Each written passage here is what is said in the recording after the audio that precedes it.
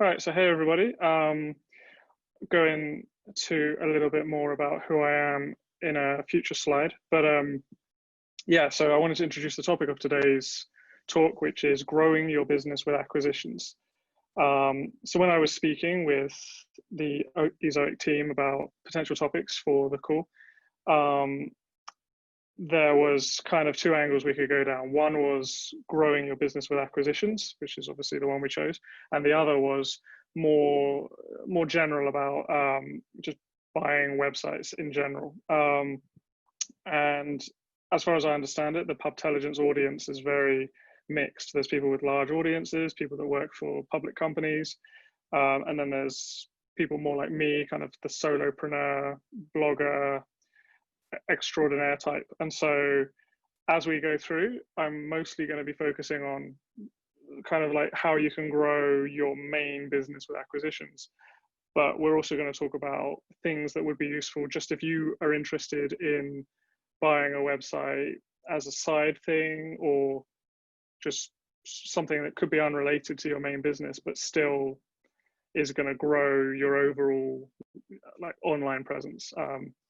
And yeah, it's a pretty broad topic, and so it's obviously hard for me to go very deep on everything. So I never know how long it's going to take me to get through the slides, but I'm planning on having a fairly long period at the end of Q&A. I think being asked questions is the best way to teach. So yeah, absolutely fire away any questions you have, and we'll just get to them at the end. All right, so with that being said, just get the obligatory who am I slide out of the way. So I'm Dom Wells, founder of onfolio.co. I've been building, buying, growing sites, almost exclusively content sites, but some service businesses as well, since 2012. I'm not on a sandy beach right now, but I do live in Taiwan. I've been here since 2008. So that would make this my second recession, but only my first pandemic. Wasn't here in time to catch SARS. I was going to say, unfortunately. And then at Onfolio, we currently manage 45 websites. So again, they are mostly content websites. And it's a mixture of ones we own ourselves, ones we manage for clients. And they vary in size. Some of them are pretty small, just making a couple of grand a month. And others are, closer to the seven-figure acquisition valuation. And that's pretty much what Onfolio does. We help others to buy and manage sites. So whether they don't have the time or the knowledge to manage sites themselves, we can do that for people. And then, yeah, if you want to get in touch, Dom at Onfolio, or you can follow me on Twitter. Okay, so why acquisitions? Why grow your business with acquisitions rather than just through other means? So in no particular order, there's some bullet points. What I like about acquisitions is that you're buying profit. So I feel like it's cheating a little bit rather than growing your existing profit through marketing or improving your operations. You can kind of just be lazy and go out and buy some more. Now, of course, you should do all those other things as well. So don't think of this as like the only thing you should do. But I just think, how can I get more money into my business next year? Oh, I can just go buy some. But in addition to that, you can also be buying skills. So for example, let's say, I'm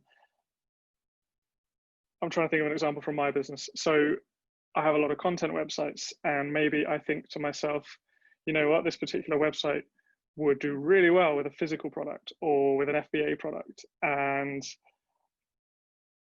previously, when I was a bootstrapper, I would go on webinars, I'd take courses, and I'd figure out how to do FBA myself and probably fail.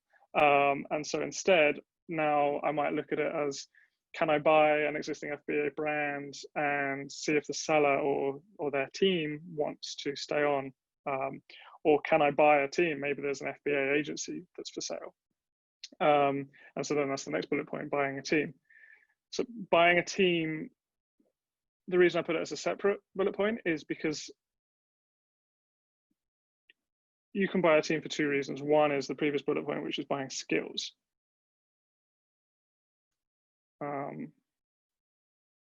My sharing has been disabled apparently. Okay, I think I'm back.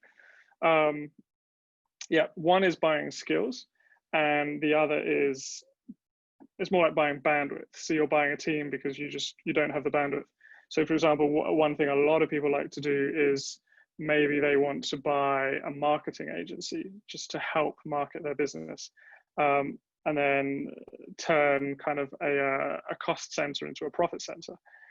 And if you can go out and find this kind of holy grail business where there's a marketing company that has excess bandwidth, which is, it's pretty rare.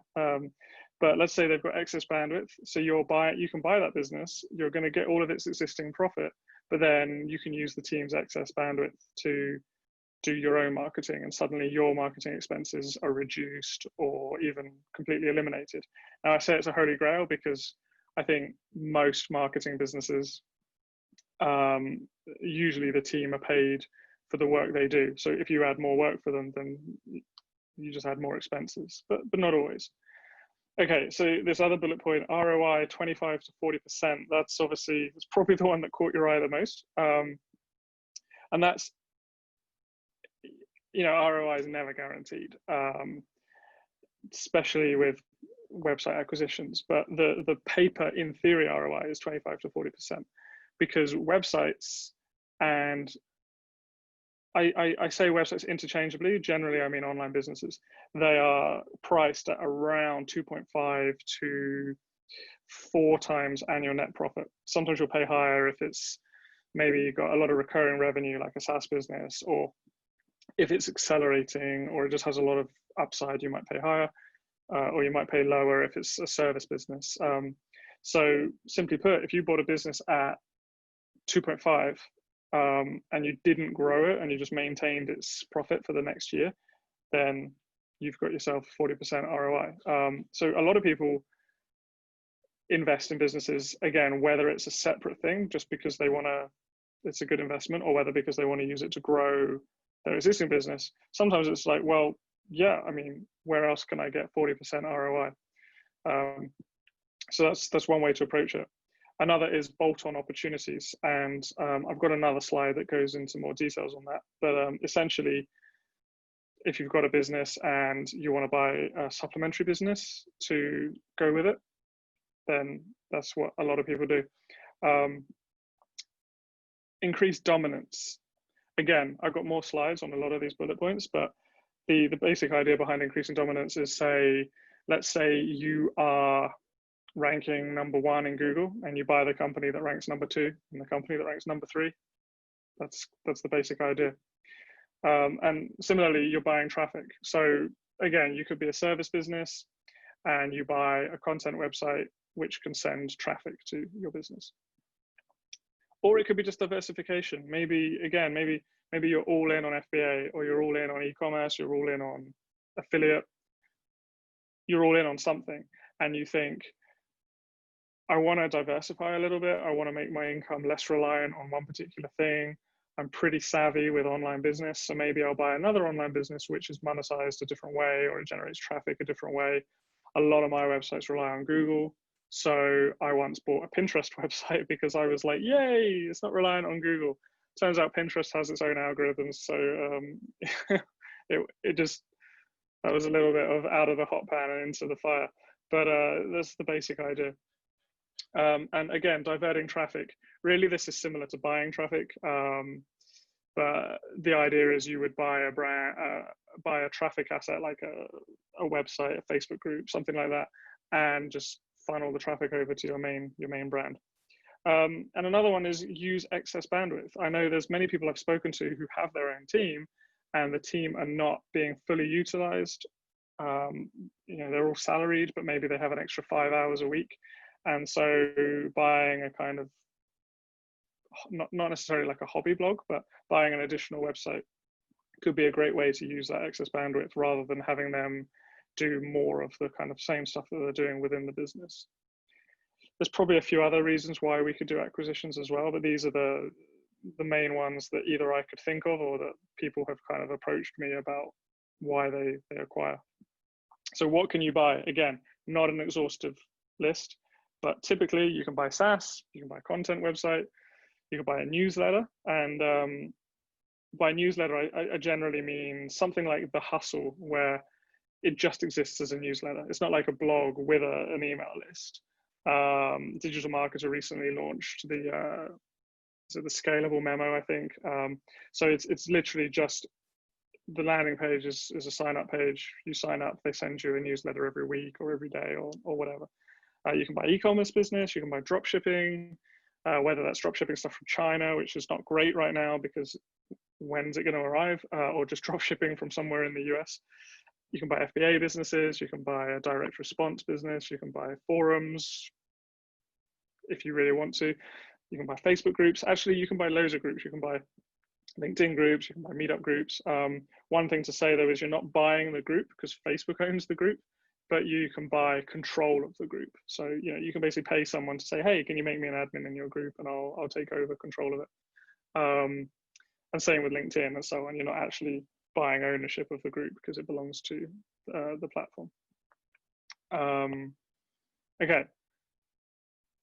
So some of the bullet points from 2 slides ago, I'm just going to dive deeper on them now. So buying profit, I talked about this a bit already, but there's thousands of profitable internet businesses for sale. So when you're acquiring a business, it's not like kind of like the VC model where you're putting money into something and hoping it will grow like startup scale. You're buying something that's already profitable and you're paying for it based on that level of profitability. So, simply put, you can start generating ROI almost immediately. And as I talked about, 2.5 to 3.5 multiples. That is typically rising over the years. So as I put in the next one, the industry is growing year on year. So as a buyer, that can be bad because it means you have to pay more. When I got into the space in 2012, really 2x was considered somewhat large. So you might pay 1.5 to 2x. But now there's more buyers, sellers are more sophisticated. But another interesting thing is I think websites are actually better now, and businesses are better. There's so much more training out there. The average founder builds a much better business. So the multiples are really relative. I would say, yeah, you pay more, but you're not forced to buy something a bit riskier. And now there's a whole thing about risk. Like online businesses are still risky, of course they are, but before, if you went to somewhere like Empire Flippers and you wanted to buy a content website, they're all going to be powered by PBNs or grey hat SEO. Whereas now there's still some of them, but typically you're going to be able to buy really good quality websites as well.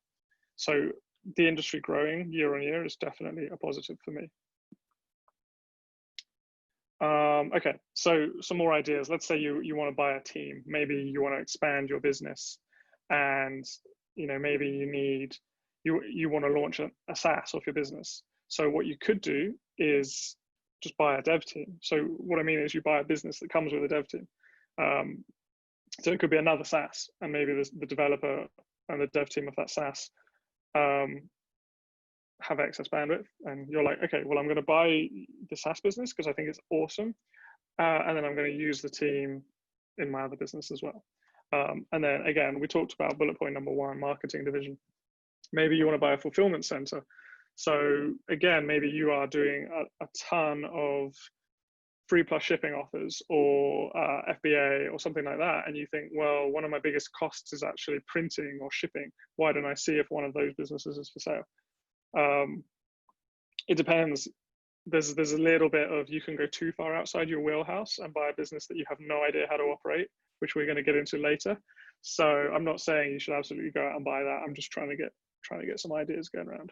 And you could buy your affiliates. Let's say you've got affiliates, you're paying them 50% commission, 25%, and you just buy them. And now you don't have to pay that commission anymore. Okay, bolt-ons. So we've got quite a lot of examples of bolt-ons coming up, but the way I see it, there's kind of 4 real categories of bolt-on opportunity. So you can simply double down, acquire a business just like yours. You're an FBA brand, you buy another FBA brand. You're a media publisher, you buy another media publisher in the same vertical. So you're like, I absolutely love this business. I know what I'm doing. How am I going to grow it? Maybe I'll just buy one of my competitors. Or buy someone lower than me and either merge their site with mine or keep it separate. There's pros and cons of both. If you merge it with your own, both sites become typically stronger if it's an SEO play, but you lose the opportunity to rank multiple times in the SERPs. You can merge the back end if it's let's say it's a service business or an e-com business. You can merge the back end, so all the customer support, the fulfillment's there, that reduces your expenses. You get the economies of scale, but the front ends are different. So because maybe you have different brands, maybe they appeal to different audiences. Maybe one people targets seniors, one targets women, something like that. And then you can also go supplementary. So you can acquire an adjacent business, and that can either be the same type of business, but just maybe a different product line, or typically a different product line. So again, maybe you sell footwear, you can buy another type of clothing, or it can be you sell footwear and the other business you buy is also footwear, but it's not products. Maybe it's a footwear review website, or maybe it's a course related to the type of footwear. Like, let's say the footwear you're selling is work boots, and you buy a business that is related to something that people who need work boots would buy. Like, I don't know, how to become a work boot engineer. Not a very good example. And then again, I talked about this on the previous slide. You can just buy your affiliates, and so if these people are already promoting you, they're already driving sales to you. Their audience already loves you. It's actually a lot less risky than, say, buying another content site and trying to turn it into an affiliate, because first of all, that could be a bit disingenuous with that person's audience if you suddenly start promoting a different brand. But also, you don't know if it's going to convert. Whereas if you have existing affiliates already and you buy them, then that's great, because you can double down, you can do more promos. Sometimes, I don't know, those of you out there, you have affiliates. Sometimes your affiliate drives a lot of sales for you, and you reach out to them and say, hey, can you do another promotion for me? Can we work together to give something else your audience is going to love? And for whatever reason, the affiliate's like, nah, I'm not interested. I'm doing, they're just not going to love your business as much as you do. So if you buy that business, now you can double down on loving yourself. And then the other one is really, it's just some idea for where to look. So follow the money. So where are you spending money in your business? So things like hosting, any SaaS you use, like Ahrefs, SEMrush, graphic design, things like that. And where are your clients spending money? So again, let's say you're an SEO company, your clients are spending money on SEO. Where else are they spending money? They might be spending money on paid, like on PPC. They might be spending money on graphic design. They might be spending money on conversion rate optimization. And so these could all give you ideas for bolt-on businesses for yourself. So if you're spending money on something, you can buy a business to try to reduce your expenses there, or simply because it's a good business to buy, you understand it. And if your clients are spending money either before they come to you or after they come to you, but it's all relevant, then again, that could be a good idea. Okay, so let's look at some hypothetical scenarios. So I've got 3 hypotheticals just to kind of give you some ideas. Facebook ad agency. What businesses could you buy if you're a Facebook ad agency? Well, you could buy a Google ad agency. You could buy maybe a sales call agency. You could buy an email marketing agency. You could buy traffic assets, or you could buy a graphic design agency. So let's back up a bit. What do I mean by traffic assets? Well, essentially, you could buy a content website. You could buy some groups. You could buy a newsletter. Anything that has the potential to drive traffic to your business. So if you're a Facebook ad agency, where do you get the majority of your traffic from? There's going to be referrals, obviously. There's going to be word of mouth. Are you paying for ads in Google? Maybe you're paying for an ad that says best Facebook agency. So scroll down below the ads, who's ranking number 1 and number 2 and number 3 for those keywords that you want to rank for. Maybe you can buy them, and maybe you can buy them for less than you're actually buying ads for in the long run, and they're already profitable as well. So that is, of course, the hard part is being able to buy them, but just getting some ideas. So to physical products, maybe you're a craft subscription box. So you like send people craft of the month or something. So again, you can buy traffic assets, you can buy websites, you can buy groups, YouTube channels, affiliates, courses. Maybe there's a course on how to start a home crafting business, or just a course about how to do some crafting. Like maybe people are really into cross stitch, or to be honest, I probably didn't pick the best example here because I don't know a lot about crafting, but I think it's an easy example for people to understand. And you could buy other craft subscription companies. You could buy other physical products. So this is what I mean. These are all the different options you could have. And scenario 3, if you're an FBA brand, you could just buy other FBA brands. You could buy parallel FBA brands. So again, like if you're selling boots, you could also buy one selling trainers. You can buy content sites to become your own affiliates. So if you are let's say you're a work boot, I'm just going to stick with this example, first one that came to my head this morning.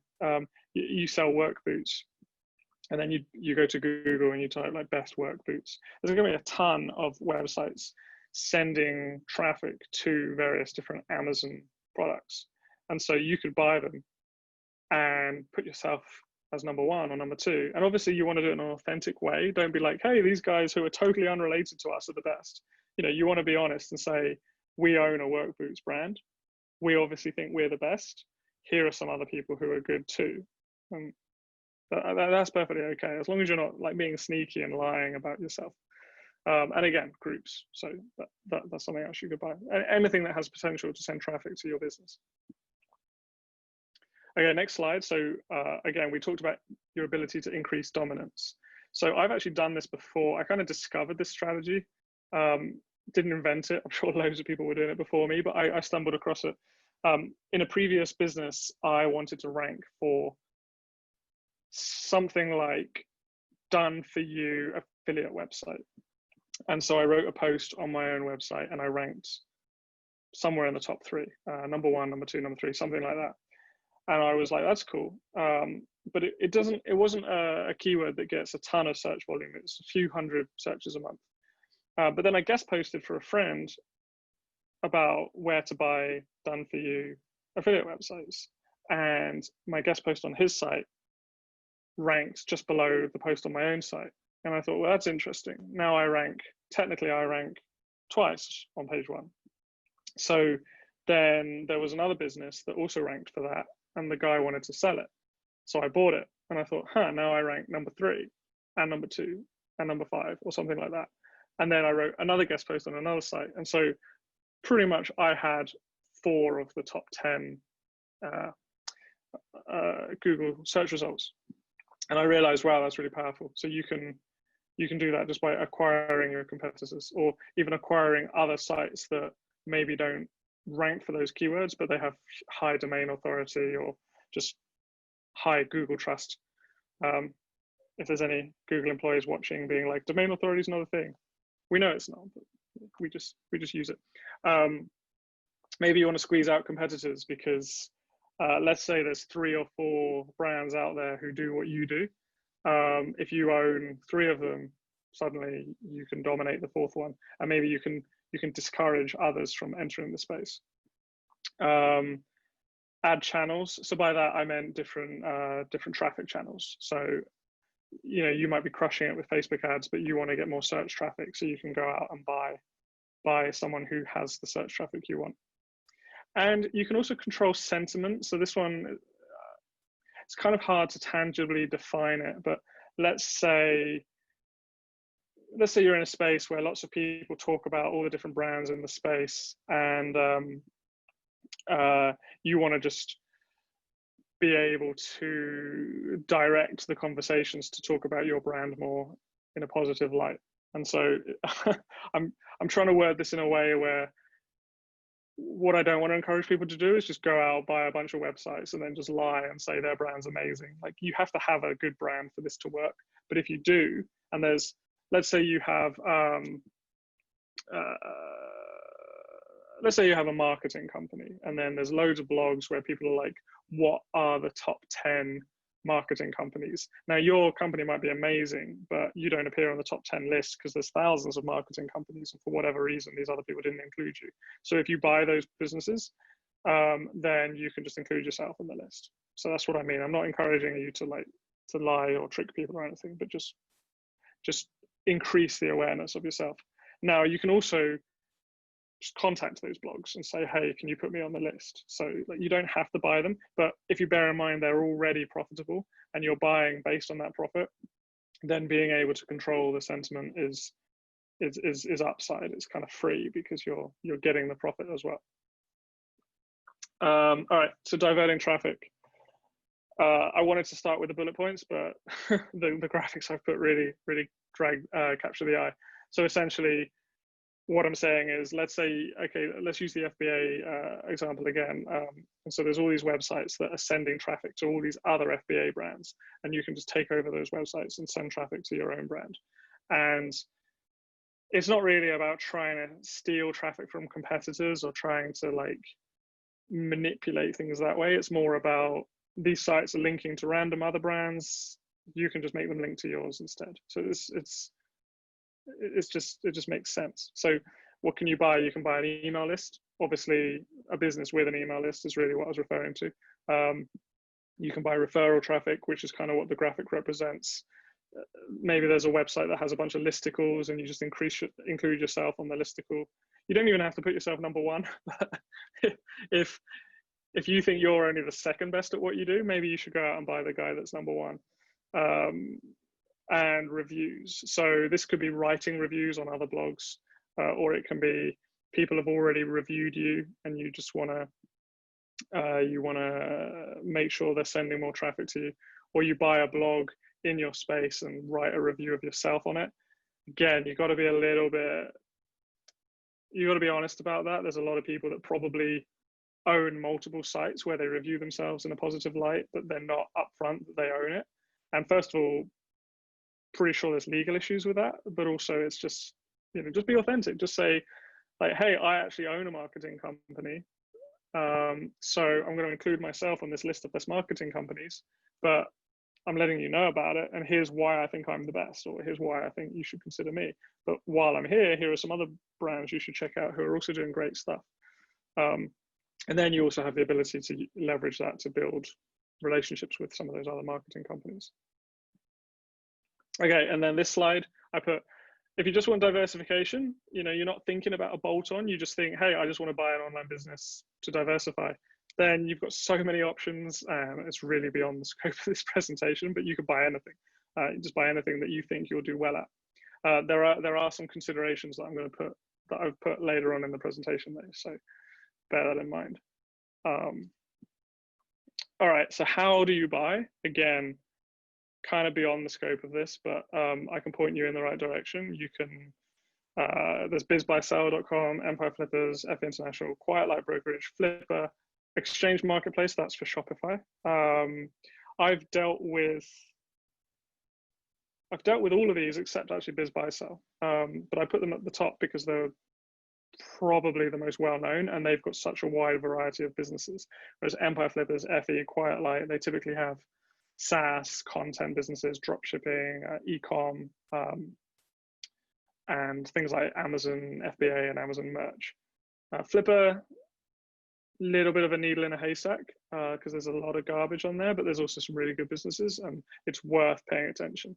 And Exchange Marketplace, like I said, I'm pretty sure it's only Shopify. So if that's your jam, then I've heard good things about that. There's also direct outreach. You can just reach out to people and say, hey, I'm interested in having a conversation about acquiring your business. Probably not the best way to approach it. You should really be like, hey, do you need any help with your business? Or like, especially if it's a bolt-on opportunity and you say, I've got a similar business, I'm interested in discussing if we could work together. And then maybe in a conversation with them, they're saying, my business sucks. And you're like, oh, interesting, maybe you should sell it. Although if it sucks, maybe you don't want to buy it. So again, that's probably beyond the scope of this talk. Industry groups is another great place. So you can either be upfront, just say, hey, I'm looking to buy a business in this industry. Is anyone interested in having a conversation? Or you just join the group and you network with it, and through the act of being in the group, especially if someone knows you're a buyer, then someone will reach out to you. And that brings me on to the last point, which is referrals. If you just say to people, hey, I'm looking for a business in ABC situation, like I'm looking for a marketing business or whatever,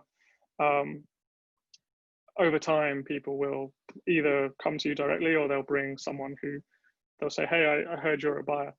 You know, like in my business, I get probably, well, they tend to be like buses, but I get 1 or 2 direct approaches a week from someone who wants me to buy their business. Now, not all of them are good, but I mean, that's some pretty good deal flow. So, and that's just a result of being known as a buyer in the space. Again, financing is a huge topic, but I just want to talk a little bit about it, just so that you understand that there are things out there. Typically, under a certain size, you're probably going to have to pay all cash for a business, unless it's like a motivated seller, like a distressed seller who is like, yeah, whatever, just take it, just give me something. But if you, and that size varies, but from what I've seen, anything below 300K, you'll probably have to pay cash. And then the higher up you get, you can pay like 50% cash or 70% cash or something like that. And so what financing options tend to exist are the seller financing, where essentially you're saying to the seller, I'll give you 70% now and the remaining 30% over a year or 5 years, or, you know, whatever, the longer the better, basically. If you're in America and you are American and you're buying from an American, you can qualify for an SBA loan. If you're not, then you don't have that option. I think other countries do have it though. Like I'm pretty sure Canada has one. The UK probably has one. To be honest, I don't know. I haven't lived there for a long time. You can get a bank loan. That's obviously, most of you should be familiar with the concept. You can pay all cash and cry a little as you do it. Or you can have an earnout, which is similar to seller finance, but it's more performance based. So seller finance is essentially, I'm going to pay this price. I'm just going to pay this much now and then the rest later. Whereas earnout is like, I'm going to pay this much now, and then if the business performs as you're saying it will, then I'll top it up. I'll pay the rest. But if it underperforms, you're only going to get what I've paid, or somewhere in between. I have no idea how we're doing for time. How are we doing? Okay. Okay, so some considerations. I've put operations and strategy. There's a lot of considerations really, but these are really the biggest ones for me. And this is beyond due diligence. Like, let's assume you've done due diligence, the business is good, the seller's legit, there's no scam, there's no risk, aside from, you know, normal risk. These are other things I think people don't think about and should. A lot of businesses are sold by a founder or a kind of solopreneur. And so when you buy it, who's going to run it? Do you have a team who can run it? Does the business actually come with a team? Maybe you're buying something for $1 million that probably will come with the team. Is the founder going to help you train a new team, or are you going to go out and hire someone and the founder will train them? If you don't really have an operational plan, then you're probably going to have a bad time. I've definitely seen people buy businesses off a brokerage or flipper, thinking it's, you know, passive income, or just thinking, yeah, it'll be fine. And then 6 months later, the business is tanked. And it's just like, well, you didn't really have an operational plan. These businesses are not passive. A lot of the income comes in passively because it's, you know, you're not on the phone making a sales call and then getting the income. But if you don't do anything with the business, they'll die. You guys are all business owners, presumably, most of you are. So you kind of already know this, but you have to think, okay, how am I actually going to operate this, and who's going to operate it? And then what's your strategy? So why are you buying it? Because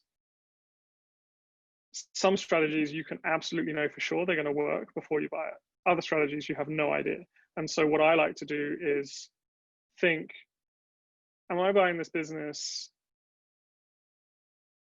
because I think it's a good business, and if I can't grow it, I can't do any of the upside strategies that I've got planned, and that's fine, and I still paid a good price for it, even if none of those things came to fruition, like, all good. But if I'm thinking, if I buy this business and I can just get it to send more traffic to me and that traffic converts, then it will be worth the purchase price. That's a bit more risky because, you know, with online business, you can never really tell if something's going to work. So I'll give you an example. I bought a business where the website had a ton of traffic, like 300,000, 400,000 page views a month. And they were only monetizing it with affiliate income. And obviously, this is sponsored by Ezoic. So what do you think I did? I added display ads to the website after I bought it and tripled the income straight away. And I knew that was going to happen. I didn't know I was going to triple it, but I knew I was going to add more income. And so I actually paid a little bit over market price to get the deal done, because I was like, well, this website's making 2K a month. I'm going to pay 80K for it, because I know after I buy it, it's going to be doing like 4 or 5K a month. And I was right. So that was something where I knew the strategy was going to work. Now, I bought another business where the website was ugly. It had an email funnel. And I was like, I'm good at marketing. I'll just change the email funnel, and then it's a solid business. And it turns out the traffic wasn't high quality. The email funnel needed way more work than I thought. I wasn't really able to get the upside that I wanted, because turns out maybe I'm not good at marketing. And suddenly I was left holding a business that I was like, actually, this business is kind of crap. I shouldn't have bought it. So this is an example of like one where I'm like, yeah, I'm totally going to buy this, and one where I was like, it's a bit risky. Now, if there's one where you think, I'm going to do all this marketing stuff, rejig the funnel, and if it works, great. But if it doesn't, it's okay. I still like the business. Then again, that's another green light for me. And some of you are way better at marketing. Like email funnels could be your thing. So that's actually an example of a perfect acquisition for you. So this is what I mean. It's a consideration. It's not a rule. It's just something you need to think before you go ahead with the deal. Like actually, and then so we've got the final line. How confident are you of achieving it? Try to be skeptical, because it turns out we all think everything's going to be easy. And it turns out it's not. Like, I'm going to send one email to my list and make $1 million, and then you wake up the next day and you've got like one sale, and you're like, okay, that was disappointing. So yeah, internet marketing is a cruel mistress sometimes. So that's me done. So a lot covered here. There's hopefully a lot of questions. I find it's a lot easier to teach via questions. So yeah, let's jump in with that. And if there's any other announcements that need to be made or anything. Yeah, so for those who have questions, you can go ahead and use the Q&A function, or you can just use the chat function, but the Q&A is a little bit easier to track all the questions. So as you are all entering in your questions, I'd like to announce our publisher stimulus winner. So Linda Constable, it looks like you're still here, Linda, you're the winner. So we just use a random name generator to pick the winner. So I'll be in touch with you after the webinar. So I'll be talking to you soon. So anyone have any questions? I know it takes a few seconds to kind of type them in.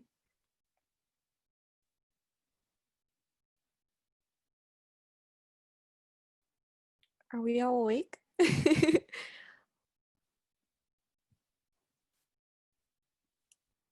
Sometimes it takes a while for a lot of this to digest, and so all right. Yeah. Okay, actually, got a few questions coming in. So this one is from Steve. Are there sites that offer groups that are for sale? Yeah, that's a good question. Not that I've seen. I've seen a lot of businesses that come with groups, and often the group might be undervalued. So there could be a business that's like making, let's say, I don't know, 5K a month, and it has 200,000 people Facebook group that the person's just throwing in. But if you just wanted to buy a group, I would say the best thing to do is try to join groups and see if you think this group could be something you're interested in acquiring, and then just try and add value. And chances are the group owner hates moderating it. And then you could say, hey, do you need any help with moderation? And the conversation can kind of go towards, actually, I'd be willing to take it off your hands if you really hate it. So that's how I would approach that. Yeah, I've never seen someone offering just a group for sale, which is a shame, because I think there's a lot of people that have big groups, they don't have anything else tied to it, and they don't know what to do with the group. So if they actually had a marketplace, then I think that would be, yeah, that would be a good thing. All right, our next question is, what kind of tools do you recommend to measure the quality of a website?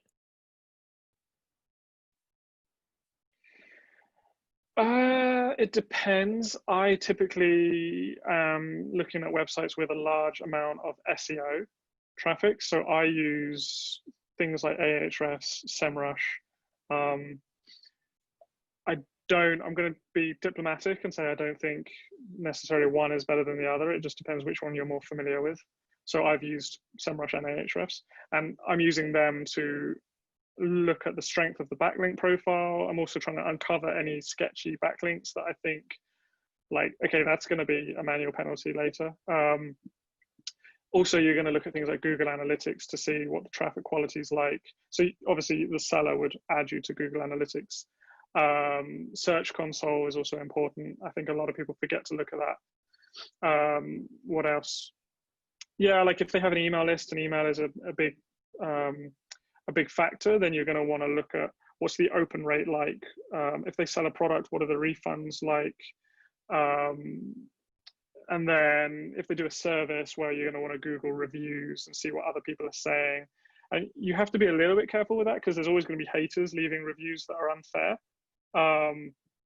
It's like when you're looking at Google reviews for a restaurant, it's either 5 or 1. And so you kind of have to take it with a grain of salt. But those are things you absolutely want to look at. And you can even bring up any negative reviews with the seller just to see what they say. All right. Another person asked, how does traffic get valued in a sale? Typically it doesn't. So, but it can contribute to the multiple. So what I mean is, typically sales are done based on profit. Sometimes they're done on revenue, but usually it's profit. So if there's 2 websites that have the exact same profit, and one of them has triple the traffic, that one might get a slightly higher multiple.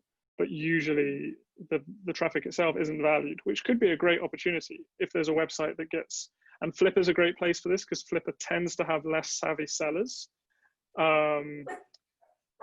So there might be someone who just has a small site that makes like $100 a month, but gets a ton of traffic, and the seller just doesn't know how to monetize that traffic, and then, you know, buy it, add it to Ezoic, or add something else to it. Yeah, so that's kind of the answer there. Sorry, I have a dog barking in the background. A good follow-up question to this is, how do you value how much you're willing to pay for a business? For example, a certain number of months or years of announced earnings? Yeah, so the industry kind of has standard multiples. In the space I operate in, they're mostly 2.5 to 3 years of net profit, or let's say if you're using monthly, then it would be around 30. Now, how do you particularly value it? It's all relative, because I might see a business that's, say, 2.5x and another one that's 3.5, and I want to buy the 3.5 one because it's better. Whereas other people approach it as, I don't want to pay more than 2.5. And I'm like, great, so you're going to buy below average websites. So it's all relative. So really, I look at, if this website has a higher multiple than average, why is that? Is it a better business than average? Great. So it's kind of like the Warren Buffett. It's better to pay fair price for a great business than a great price for a fair business. So it's kind of, that's how I approach it. But generally speaking, the market has kind of established multiples that they use. All right. Do you have options to buy sites using a self-directed IRA? Like me specifically, or you mean, is it like, does it exist? Because sorry, I was asking the questioner. I don't know, because I don't have a self-directed IRA, but I imagine if, as I understand it, different self-directed IRAs have different restrictions or freedoms. So I would have thought it depends on whether they allow you to. But I'm not really familiar enough to answer that question, like, in detail, sorry. All right. For a site with existing organic traffic that isn't well optimized from an SEO perspective, is it better to publish new optimized content or update existing materials? Oh, it's kind of both. It's also one of those SEO, it depends questions, answers. You absolutely want to update, especially if it's not well optimized. So you want to update that and make it more optimized. So that, you know, it could be when we buy a site, the first thing we do is we give it a speed audit, and then we give it an indexing audit, like a search console showing us any issues. Are there any dodgy backlinks that we may want to disavow? And I know Google says you typically don't need to disavow, but sometimes you see stuff you're like, I really want to disavow that. So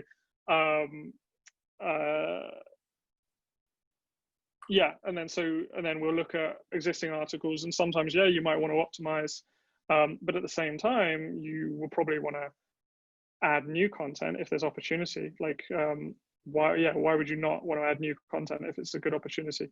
So what we normally do is, while we're doing all of these on-page optimizations, we do some keyword research, and then we use one of our writers, or we hire a writer for the site, and we're like, hey, can you write this content? And then while that's happening, we do the updating of the existing content. All right, somebody submitted, I found an abandoned website in my niche and I want to acquire it. How do I convince the owner to sell it? I think the hardest part about that is actually getting in touch with the owner, because if it's abandoned, they probably have a contact form that doesn't go anywhere, or they have like an admin@domain.com email address that they don't even know the password for. And so if you can get in touch with them, I think that's like 80% of the battle, because you could just say, you could try, hey, I want to buy your website, what do you think? Or you could be like, hey, I saw your website, are you still updating it? And then that might encourage them to reply. And then you could be like, I'm actually acquiring sites in the space. If you don't want to run yours anymore, I could take it off your hands. I think it's just a better way. But honestly, the hardest thing for me is getting them to reply in the first place. And what I normally do is I do the who is, and send them an email. Sometimes the who is protected by who is protection. I forgot what it's called. Who is guard. And so you kind of have to email like a generic GoDaddy email and hope they reply. Sometimes they have a Facebook page, you can message that. Actually, a lot of time you can find them on LinkedIn. So just Google like website name LinkedIn and someone's got it on their profile. Or like you can try and find Twitter. And I mean, I've just properly stalked people in a healthy way, and they just don't reply to my messages. And it's really frustrating, because it's like, you've got this thing I want and I'll give you money for it, and you clearly don't want it, but you probably want money, and they just don't reply. So that's the hard part. All right. How long does it usually take to get a good return on investment? That's a very subjective question, but generally when you're buying a business, it's paying you back instantly. Now, okay, not instantly, because like, let's say Google AdSense pays out net 30 or net 60, Amazon Associates pays out net 60. So it'll take you a while to actually receive that money, but you're earning it from day one if you're buying a profitable business. And then what's a good ROI for you? Is it 5%? Is it 50%? So obviously that's the subjective part. Now, if you're paying 3x for a business, you're going to get your money back after 3 years, assuming it doesn't die. And so you may want to do things to grow the business so you can reduce that time and increase the ROI. But you'll start generating an ROI immediately. All right. By your experience, what's the best way to increase DA and PA quickly? Well, DA and PA are obviously Moz metrics, and then Ahrefs has DR and AR, and so anyway, my point is those metrics are based on having a good site. So your goal shouldn't be to increase those metrics. Your goal should be to do all the good things that make your authority better, which does increase those metrics. And so, you know, there's things where you're just going out and buying backlinks, which are going to increase your DA, but I wouldn't recommend that because that's not something, you know, it's not exactly white hat. So what you should be doing is doing outreach and doing good content and doing good marketing so that you're going to attract links naturally and all of that. Now, you know, if you're a little bit less risk averse and you don't care about building backlinks and so on, being not white hat, then yeah, go out and do that. But the point is the goal shouldn't be to just increase those metrics. The goal should be to improve your site. This one, I've seen this question a lot being asked among publishers, but how do you find writers? There's lots of places you can find writers. So Ezoic, your Ezoic, Upwork is a good place. If you want an Eastern European writer, you can go to jobrack.eu. If you want a Filipino writer, onlinejobs.ph. But those are kind of the obvious places. You can also actually go to Facebook groups related to the topic and just ask people, or Reddit, for example. Like, let's say, going back to that crafting example we had, there's loads of crafting Facebook groups. If you join a group and just pay attention, get a vibe for the group, and then say, hey, I have a crafting website, I'm looking for writers for it, is anyone interested? You'll probably get some interest.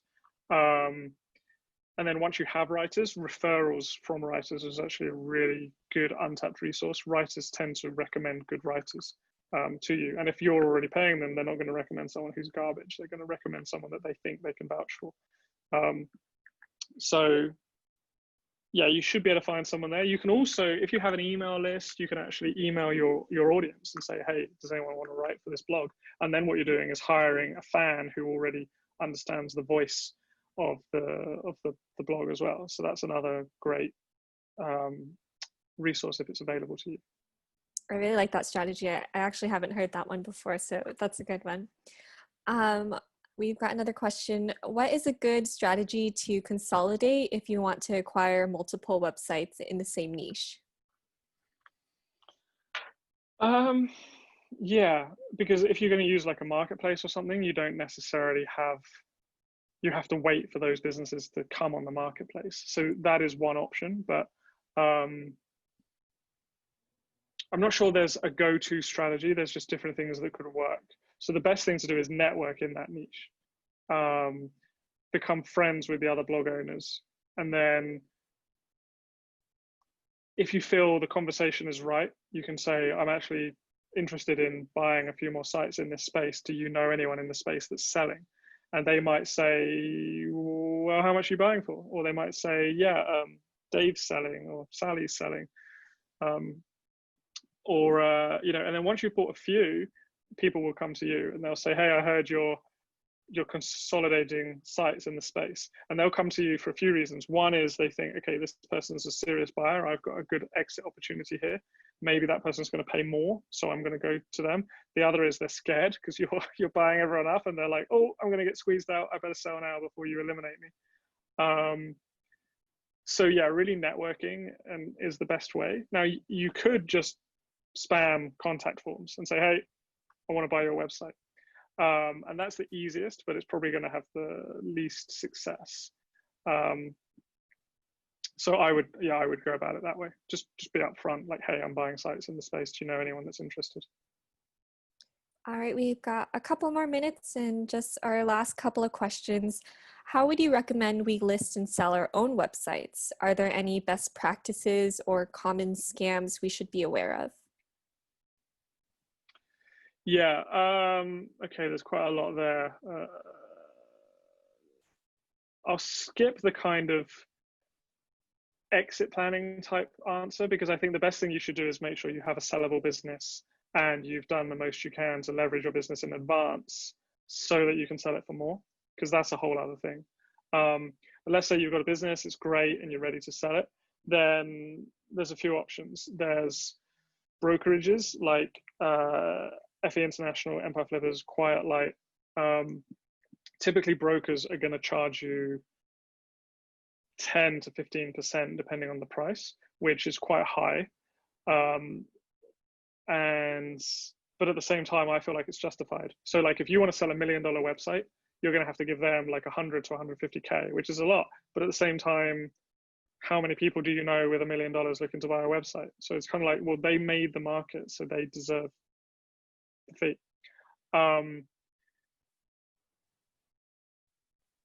What else? Yeah, there's other places. There's a place called investors.club, which charges fewer fees because the buyers pay to get access to the club.